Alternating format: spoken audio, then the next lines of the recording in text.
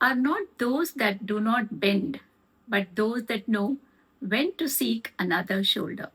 My main coping strategy is dogs. I have 5 of them and I love spending time with them. I love going into nature. That's where my roots are from.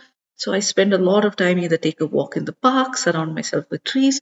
Really helps me. Luckily for me, I have a bunch of family and friends who insist on me being social, and that is extremely helpful.